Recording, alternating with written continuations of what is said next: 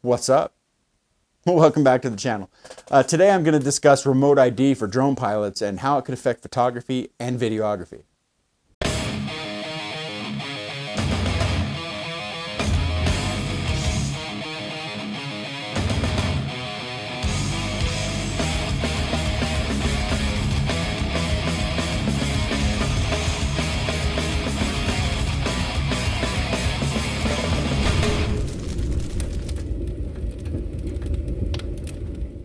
So as you all know, I recently studied for and passed my FAA Part 107, and I've had a few people asking me, well, what does that mean?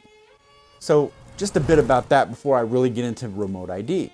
A Part 107 license is simply this. It's a license to operate your drone for commercial use. But you don't need this to fly as a hobbyist or a recreational flyer. Well, yes and no. If, for instance, you fly recreationally and you have a YouTube page and you fly your drone to add aerial footage to your channel, well, you're not flying recreational at that point. That falls under Part 107. Pretty much, in a nutshell, if you use your drone for anything other than your own personal fun, meaning you pretty much look at your footage and you leave it on your computer and you don't post it anywhere for any reason, then you're recreational. Any use of the photos or videos to advertise anything, your Facebook, yourself, your page, Instagram, it all falls under Part 107. Now I could go into a lot more details, but I'll just leave it at that because it's a lot more complicated. But with that said, let's move on to remote ID.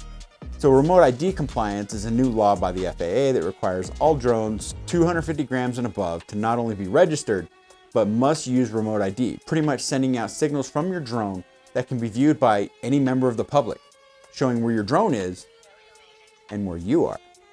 Now, I understand what they're going for. I see how this helps drone pilots, but I also see how this hurts pilots as well. It helps because while complying with remote ID, it would limit the number of people using drones for nefarious purposes. And if they aren't complying, they get fines they can't afford to pay. But it hurts us because, well, I'm just gonna say it, Karens. Now, I luckily haven't encountered a Karen while flying, and I really don't wish to, but this allows for those Karens to find you and harass you while you fly. Let's face it, a lot of these people just have too much time on their hands and they look for things to complain about. But Karens to me aren't the worst part. On some drones, in order to be in compliance, you need to purchase an external remote ID module.